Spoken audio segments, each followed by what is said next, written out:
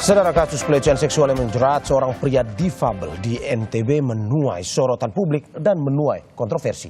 Di tengah keterbatasan fisiknya, tersangka diduga melakukan pelecehan seksual terhadap belasan korban.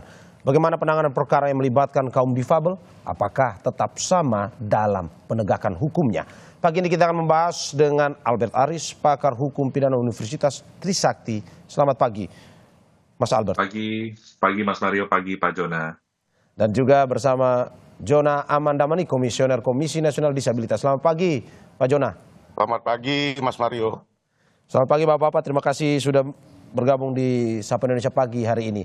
Saya ke Mas Albert Aris, pakar hukum pidana Universitas Trisakti. Mas, ini pastinya ada banyak kasus yang menjerat para difabel selama ini. Namun, kasus ini salah satu yang viral, IWAS ini. Bagaimana Anda melihat bahwa ini yang ingin diketahui, penanganan perkara untuk para difabel seperti apa? Apakah sama atau berbeda? Ya, baik. Terima kasih Mas Mario. Pertama-tama saya perlu menjelaskan bahwa Indonesia sudah punya Undang-Undang Nomor 8 Tahun 2016 tentang penyandang disabilitas. Nah, dalam pasal 35 Undang-Undang tersebut dikatakan bahwa proses hukum pidana bagi penyandang disabilitas dilaksanakan sesuai dengan ketentuan hukum acara pidana. Dengan kata lain, orang yang menyandang disabilitas tidak serta-merta dapat dibebaskan dari pertanggungjawaban pidana. Kurang lebih seperti itu. Kita mengetahui bahwa penyandang disabilitas adalah setiap orang yang mengalami misalnya keterbatasan fisik, intelektual, mental, atau sensorik dalam jangka waktu yang lama ya. Nah, ini kan mungkin akan mengalami hambatan atau kesulitan untuk dia berinteraksi dengan warga negara lainnya gitu ya. Oleh karena itu, tadi seperti saya katakan, memang ada beberapa kewajiban nih Mas Mario yang perlu diperhatikan pemerintah dan aparat penegak hukum. Yang pertama, pemerintah dan pemerintah daerah itu dia wajib menyediakan bantuan hukum ya kepada penyandang disabilitas dalam setiap tingkatan perkara yang ada. Gitu, itu pertama. Ya. Yang kedua, memang sebelum memeriksa penyandang disabilitas, APH atau aparat penegak hukum juga wajib nih meminta pertimbangan dari saran dokter atau tenaga kesehatan lainnya, misalnya mengenai kondisi kesehatan yang bersangkutan, atau dari pekerja sosial mengenai kondisi psikososial yang bersangkutan gitu ya. Dan yang ketiga, yang terakhir ini Mas Mario, lembaga penegak hukum wajib menyediakan akomodasi yang layak bagi penyandang disabilitas dalam proses peradilan. Oke, nah, berarti Anda mau bilang bahwa tidak ada perbedaan dalam penegakan hukum, tetapi ada kekhususan ya? Iya, betul. Jadi yang kekhususan itu adalah treatment-nya, Mas Mario. Ya, jadi kan kita mengenal dalam bab 3 KUHP saat ini, mulai dari pasal 44 sampai 51, bahwa kondisi penyandang disabilitas itu bukanlah merupakan alasan penghapus pidana, kecuali dalam konteks dia tidak dapat dipertanggungjawabkan karena jiwanya terganggu, Mas. Ya. Jadi mohon maaf, kalau misalkan fisiknya yang mengalami keterbatasan dan lain sebagainya, itu masih dapat dipertanggungjawabkan secara pidana, tapi tentu kita dalam hal ini tetap mengedepankan praduga tidak bersalah. Demikian Mas Mario. Oke, apakah aturan ini, kekhususan ini diberikan kepada seluruh penyandang disabilitas, ataukah memang khusus untuk jenis-jenis kasus tertentu? Karena ini kan kasus pelecehan seksual, mungkin saja khusus ataupun ada yang berbeda dengan kasus yang lain. Iya, tadi kan saya sudah mengatakan bahwa penyandang disabilitas itu ada berbagai macam ya, ada yang fisik, ada yang intelektual, ada yang mental, ada yang sensorik. Itu bisa dialami baik secara satu persatu, tunggal, ganda, atau multi dalam jangka waktu lama, which is itu harus ditetapkan oleh tenaga medis, Mas ya. Nah, artinya dalam konteks kasus Mas Agus ini ya, yang sudah ditetapkan sebagai tersangka kalau saya nggak salah ya, oleh penegak hukum dengan pasal 6C Undang-Undang TPKS gitu kan ya. Nah, jadi dalam hal ini memang treatmentnya karena yang bersangkutan merupakan penyandang disabilitas fisik, maka tadi syarat-syarat yang saya jelaskan itu harus terpenuhi. Nah, dalam kesempatan yang berbahagia pagi hari ini, saya mau menyatakan gini, kalau Mas Agus itu diproses menurut Undang-Undang TPKS, saya mau katakan bahwa Undang-Undang TPKS merupakan produk pemerintah yang sangat baik sekali hukum acaranya. Kenapa sangat baik? Karena ini memposisikan diri bagaimana korban itu harus direstorasi. Sehingga dalam konteks hukum acara, dia menjadi hukum acara yang khusus yang menyimpangi KUHP dalam upaya mencari kebenaran material. Bayangkan Mas Mario, keterangan saksi atau korban disertai satu alat bukti yang lainnya saja menurut Undang-Undang TPS cukup untuk membuktikan ketentuan minimum pembuktian Oke. serta dengan keyakinan hakim. Oke. Saya ke Pak Jona. Pak Jona ini melihat bahwa penegakan tetap sama, tidak ada perbedaan, tetapi ada kekhususan yang diberikan. Dari pengamatan Anda, apakah memang selama ini sudah berjalan sesuai dengan aturan tersebut atau bagaimana? Baik, terima kasih Mas Mario. Apa yang sudah dijelaskan Mas Albert tadi tertuang dalam peraturan pemerintah nomor 39 tahun 2020 terkait akomodasi yang layak bagi penyandang disabilitas pada proses peradilan. Nah, kontekstual amanat dari kebijakan implementasi tadi yang sifatnya teknis tadi yang mengamanatkan akomodasi yang layak adalah bagaimana semua aparat penegak hukum memberikan sebenarnya bukan kekhususan, tetapi karena penyandang disabilitas mengalami hambatan individual dan lingkungan, berarti ada treatment tertentu yang harus diberikan sehingga mereka betul-betul dieliminir hambatannya. Ya. Nah, saya berkesempatan memantau kasus ini di tanggal 4, tanggal 5 kemarin di Polda NTB, Ya. dan saya bisa memastikan bahwa akomodasi yang layak dalam konteks kasus ini sudah dipenuhi oleh aparat kepolisian. Oke. Nah, yang penting sebenarnya ingin saya sampaikan, mohon izin Mas Mario, Ya. seyogianya tadi sudah disampaikan oleh Mas Albert, penyandang disabilitas adalah manusia pada umumnya. Ya. Artinya apa? Jika dia seorang penyandang disabilitas, berarti juga bisa menjadi pelaku, bisa menjadi korban atau saksi. Ya. Ini perspektif yang harus kita transformasi dan kita edukasi bagi masyarakat.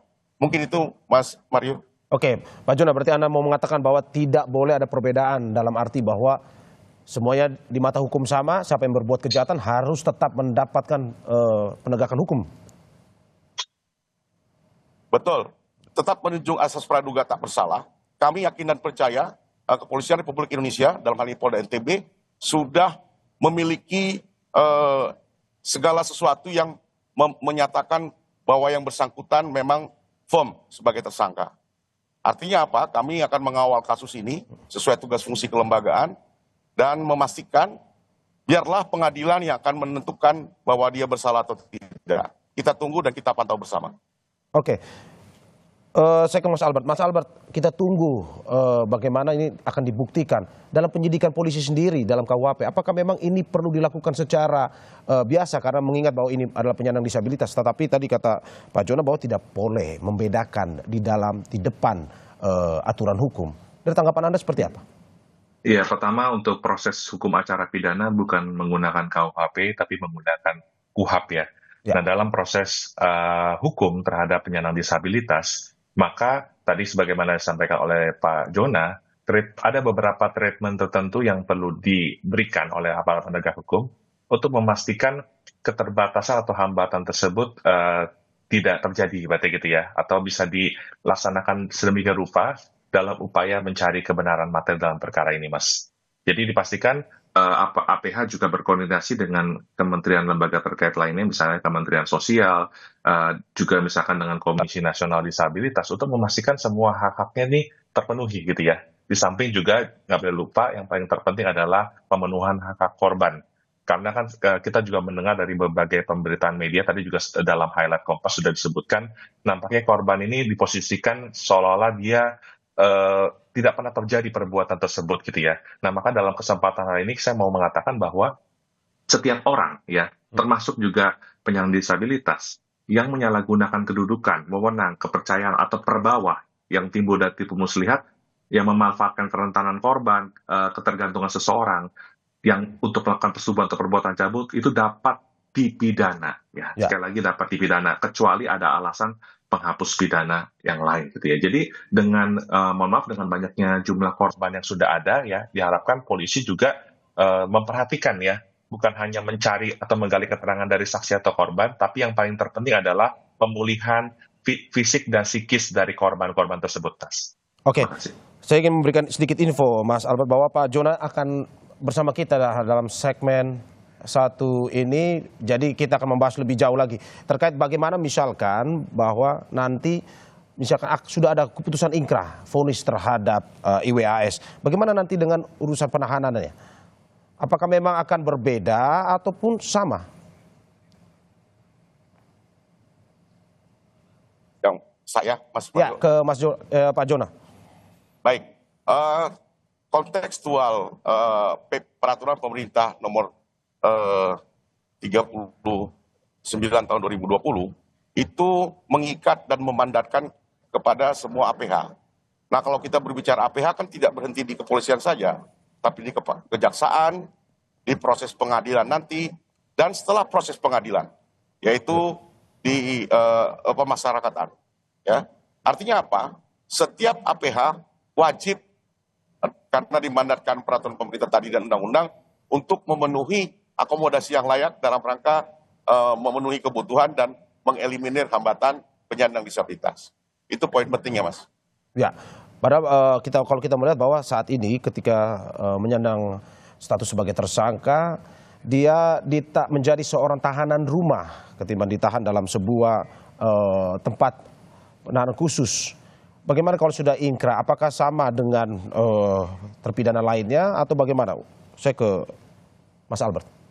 Iya, ini kan kalau seandainya putusannya sudah berkekuatan hukum tetap, artinya tidak ada upaya hukum lagi dan itu bisa dilaksanakan oleh jaksa dalam hal ini, maka ini juga menjadi perhatian dari pemerintah dalam hal ini adalah Kementerian ini ya sekarang IMIPAS ya namanya, Imigrasi dan Pemasyarakatan ya. Untuk memastikan tadi ketika yang bersangkutan seandainya terbukti bersalah ya, dia menjalani pidana di dalam lembaga pemasyarakatan, tadi seperti yang disampaikan oleh Pak Jona, seluruh hambatan dan keterbatasan itu tetap bisa di-provide oleh negara.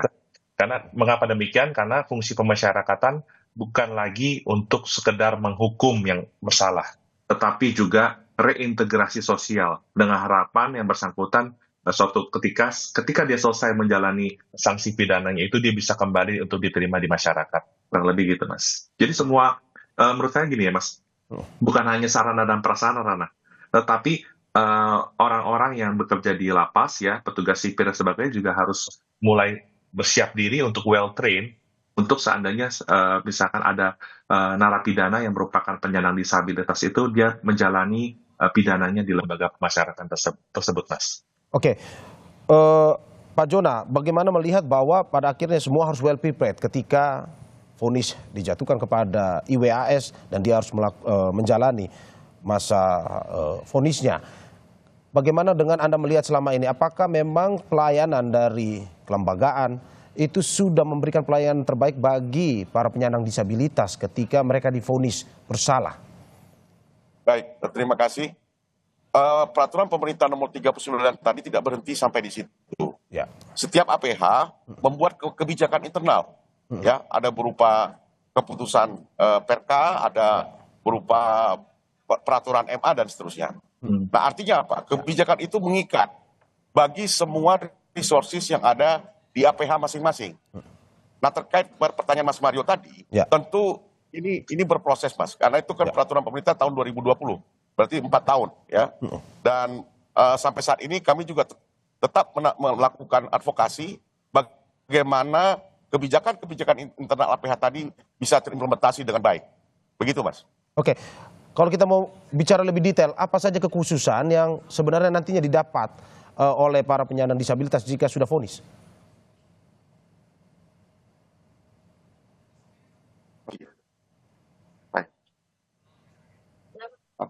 Oke, Pak Jona. Siap. Oke, saya ulang pertanyaan saya. Apa yang sebenarnya kekhususan apa yang akan didapat nantinya para penyandang disabilitas ini jika sudah vonis? Kontekstual bahasa kekhususan mungkin kami kurang sepakat ya, karena khusus itu artinya berujung pada eksklusivisme. Ya. Yang ingin kami sampaikan di sini, kalaupun akomodasi yang layak itu, ya, akomodasi yang layak itu mesti membuat kondisi infrastruktur, sarana prasarana termasuk layanan yang dikondisikan sedemikian rupa sesuai dengan kebutuhan yang itu yang kami dorong. Ya. Tadi ada Mas Mario katakan terkait tahanan rumah. Ya, Ya. ya itu artinya apa? Itu kontekstual bagaimana Polda NTB ya berusaha memberikan akomodasi yang layak ya terhadap tersangka. Ini bukan kekhususan, tapi ini bentuk afirmasi. Oke. Afirmasi terhadap kelompok rentan. Mungkin Mas Albert bisa menjelaskan itu. Kontekstual kelompok rentan tadi. Itu Mas Mario. Oke. Mas Albert, ini bagian dari Iya. afirmasi ternyata, bukan kekhususan. Ini tanggapan Anda Iya. seperti apa? Betul, jadi treatment tertentu ya kata kuncinya, bukan eksklusivitas yang diberikan. Ya. Tentu mungkin kenapa Polda NTB misalkan memutuskan untuk melakukan penahanan kota, bukan di rutan Polri misalnya seperti itu kan. Betul. Tentu bukan hanya soal dari sarana dan prasarana yang ada di Polda atau di rutannya, tetapi juga dalam konteks ini yang bersangkutan tetap dalam pengawasan. Mengapa? Karena penahanan itu adalah upaya paksa sementara. Paling tidak selama dalam upaya paksa sementara ini yang bersangkutan itu sewaktu-waktu bisa diperiksa untuk memberikan keterangan sampai nanti perkaranya dilimpahkan ke pengadilan nanti, Mas. Jadi kata kuncinya adalah bagaimana menyelesaikan hambatan-hambatan atau keterbatasan yang ada, tapi dengan menegakkan hukum tetap gitu ya, hukum acara tetap ditegakkan. Karena jelas kok Undang-Undang Penyandang Disabilitas mengatakan proses hukum acara pidana tetap dilaksanakan kepada mereka, ibaratnya gitu ya, yang melakukan tindak pidana. Demikian. Anda mau bilang bahwa sebenarnya kita belum siap-siap sekali sebenarnya untuk memfasilitasi bagi penyandang disabilitas pada akhirnya yang Iya. dalam jeratan hukum ini. Iya, tadi kan Pak Jona juga sudah menyampaikan kan, jadi dari Undang-Undang Penyandang Disabilitas itu ada turunannya, ada peraturan pemerintah untuk melaksanakan. Nah, dari peraturan pemerintah tersebut ada semacam delegasi atau amanat juga untuk masing-masing di setiap sistem peradilan pidana terpadu ya, mulai dari kepolisian, kejaksaan, pengadilan sampai nanti berakhir di level kemasyarakatan, semua tuh harus memiliki peraturan internal untuk memastikan keterbatasan dan juga hambatan-hambatan tersebut bisa dipenuhi. Kurang lebih gitu, Mas Mario. Oke.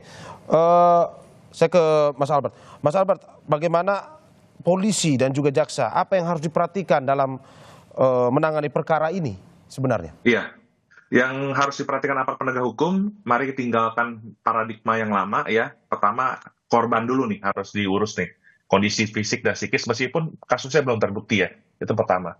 Yang kedua, pastikan aparat penegak hukum paham betul konteks hukum acara dalam Undang-Undang TPKS. Kenapa Undang-Undang TPKS penting?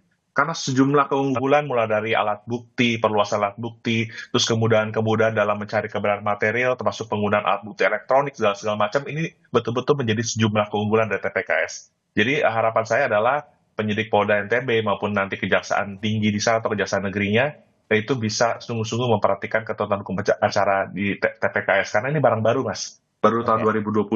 Jadi perlu diperhatikan, perlu dipelajari supaya memastikan efektivitas penanganan perkara ini bukan hanya sekedar menjadi konsumsi publik, tetapi bisa maksimal, prosesnya tidak berlarut, dan juga memastikan perlindungan dan pemulihan pada korban. Gitu. Oke, tetap harus maksimal dalam perlindungan dan penanganan korban ya. Terima kasih Mas Albert Aris, pakar hukum pidana Universitas Trisakti, untuk dialognya pagi ini. Dan di segmen berikutnya kita masih tetap bersama Pak Jona Aman Damanik, Komisioner Komisi Nasional Disabilitas, dan masih akan ada pertanyaan lagi usai jeda.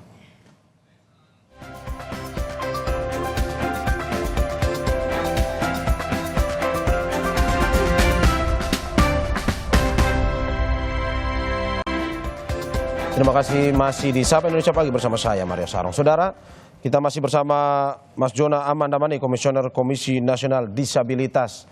Mas Jona, saya lanjutkan pertanyaan saya. Sebelum itu saya ingin memberikan info terkait bahwa sebenarnya kita sudah mencoba mengontak kuasa hukum dari IWAS, tapi yang bersangkutan belum bisa memberikan konfirmasi lanjutan, sehingga hingga saat ini dialog dilakukan bersama pun Mas Jona.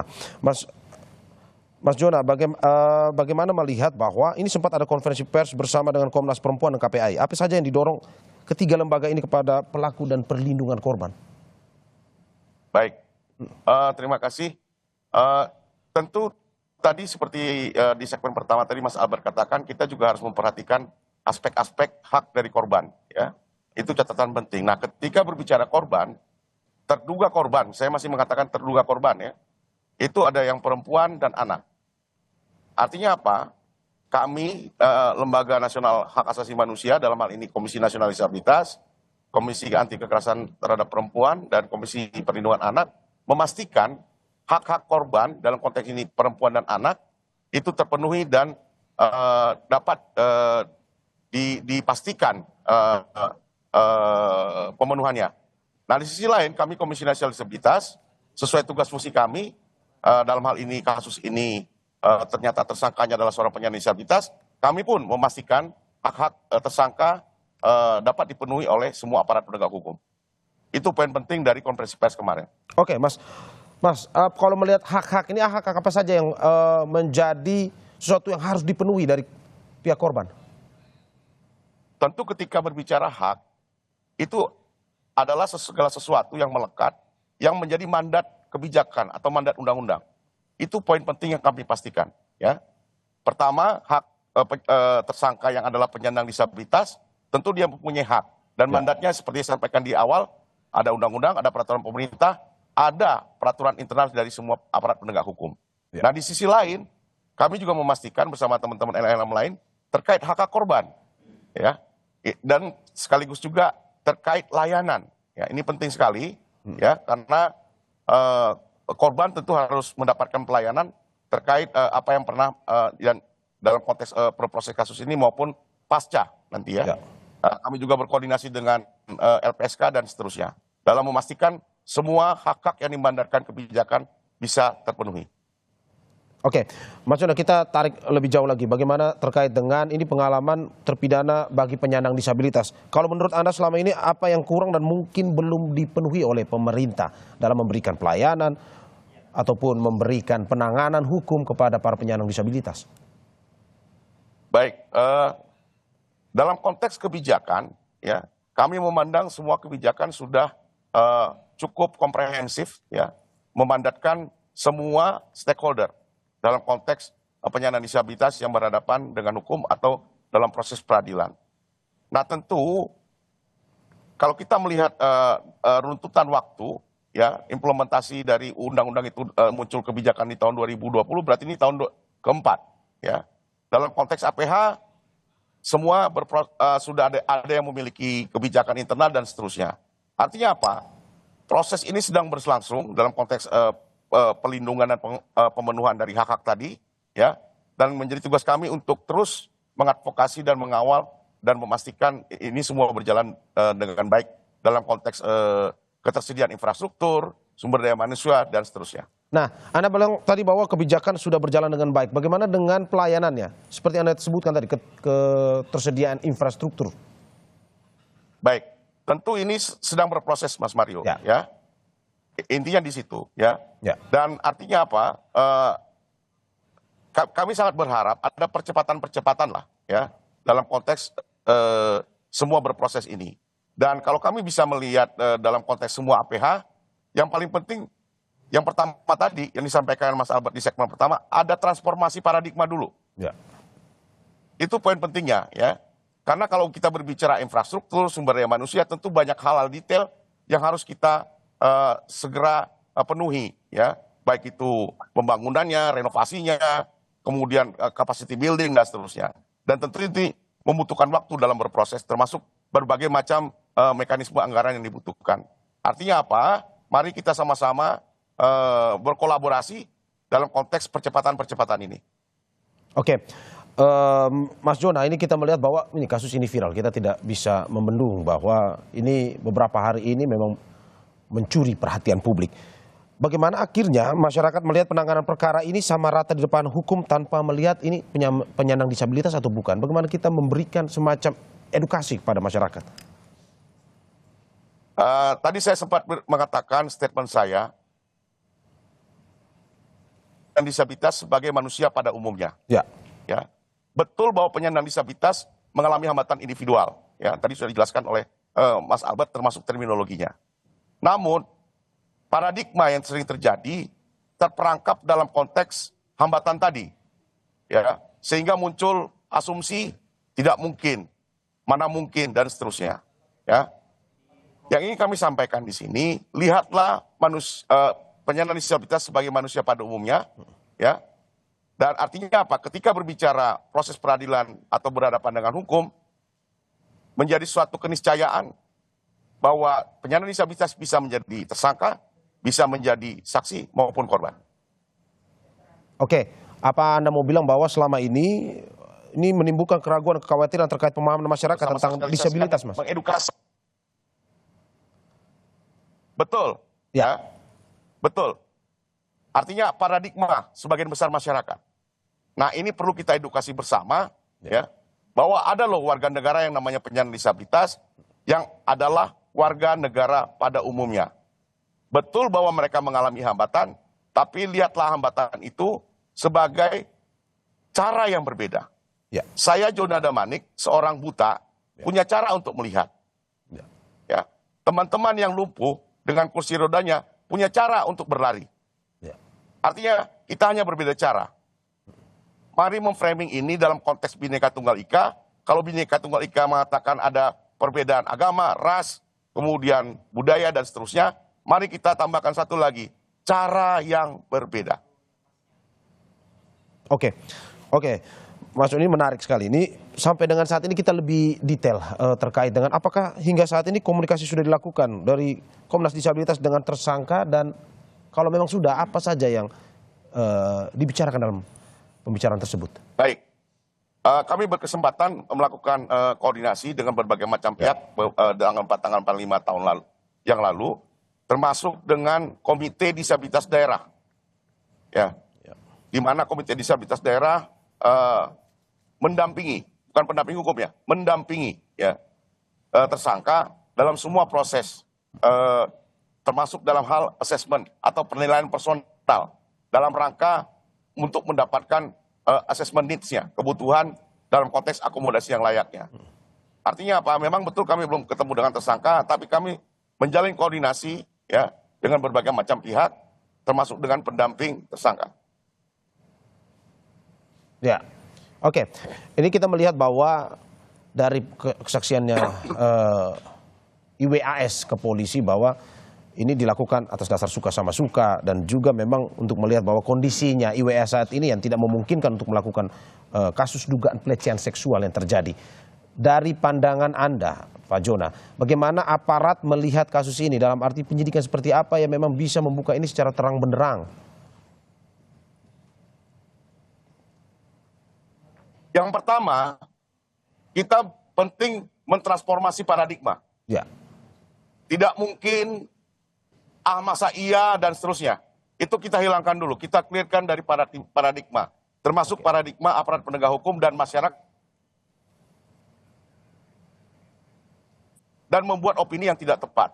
Ya. Yang kedua, kami menguatkan semua pemangku kepentingan, pemangku kewajiban, ayo kita sama-sama berkolaborasi sesuai dengan tugas fungsi masing-masing, ya, termasuk layanan dan seterusnya. Artinya apa? Penting bagi setiap pihak untuk berlaku profesional sesuai tugas fungsi masing-masing, dan kami menyatakan bahwa kami bisa mendapatkan Polda NTB dalam hal ini melakukan segala sesuatunya secara profesional, saintifik, dan transparan. Oke, berarti Anda mau bilang bahwa keheranan ataupun pertanyaan-pertanyaan di awal yang dilontarkan itu disingkirkan dulu. Ini kita melihat secara objektif ya?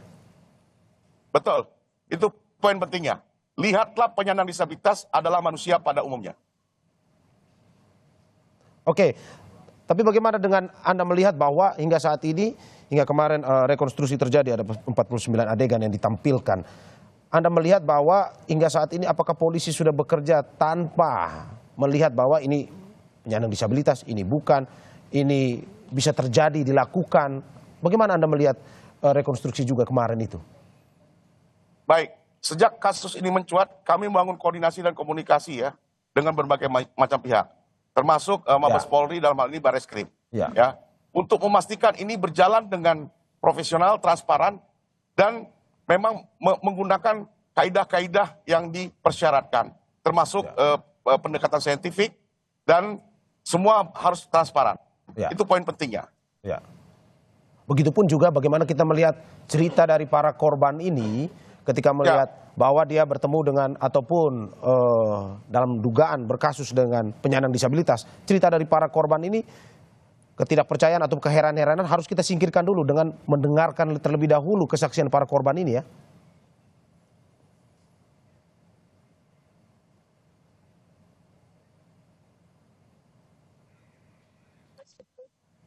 Oke, tampaknya ada gangguan komunikasi Gimana Mas Mario?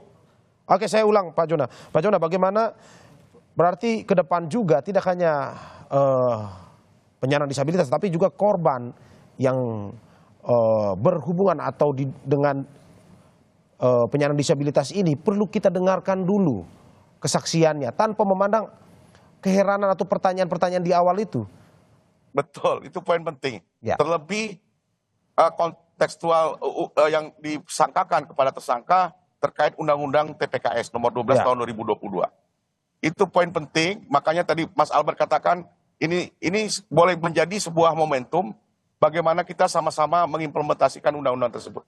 Ya, karena saya melihat bahwa ada kesaksian bahwa ini dilakukan suka sama suka, adapun juga dilakukan bahwa ini tidak ada paksaan dan segala macam. Ini pun harus menjadi perhatian bahwa seperti Anda bilang, penyandang disabilitas bisa melakukan dugaan pelecehan seksual jika dilihat dari keterangan polisian. Maksud Anda seperti itu ya? Artinya apa? Segala sesuatu, keterangan yang sudah dituangkan dalam berita acara pemeriksaan, mari kita pantau bersama. Ya. Ketika berbicara salah atau tidak, terbukti atau tidak, mari kita percayakan kepada aparat penegak hukum sampai nanti ingkrah dalam konteks hukumnya di pengadilan. Oke, Mas Jonas, singkat saja terakhir. Apa yang harus dilakukan oleh pihak polisian dan pihak kejaksaan dalam arti bahwa ini untuk melihat bahwa ini semua sama di mata hukum dan penindakannya juga pun harus sama di mata hukum? Baik, atas nama lembaga Komisi Nasional Disabilitas yang dimandatkan undang-undang, kami menguatkan semua aparat penegak hukum Ya. bahwa ketika penyandang disabilitas berhadapan dengan hukum, berproses di peradilan, baik sebagai saksi, sebagai tersangka, sebagai korban, lihatlah bahwa penyandang disabilitas adalah manusia pada umumnya. Ya. Betul, ada berbagai kebijakan yang memandatkan mengeliminir hambatan, memenuhi akomodasi yang layak. Mari kita laksanakan mandat kebijakan tersebut dengan saling berkolaborasi, saling menguatkan, dan tidak asumtif. Jalankan itu secara profesional dan transparan, dan kami siap mendukung semua aparat penegak hukum. Oke. Ya, terima kasih Jona Aman Damani, Komisioner Komisi Nasional Disabilitas atas dialognya pada pagi hari ini. Dan sebelumnya sudah ada Albert Aris, pakar hukum pidana Universitas Trisakti. Selamat pagi dan sehat selalu, Bapak. Selamat pagi Mas Mario, terima kasih. Terima kasih. Saudara, jangan kemana-mana karena Sapa Indonesia Pagi akan segera kembali dengan informasi lainnya. Bersama rekan saya, Adisti Larasati.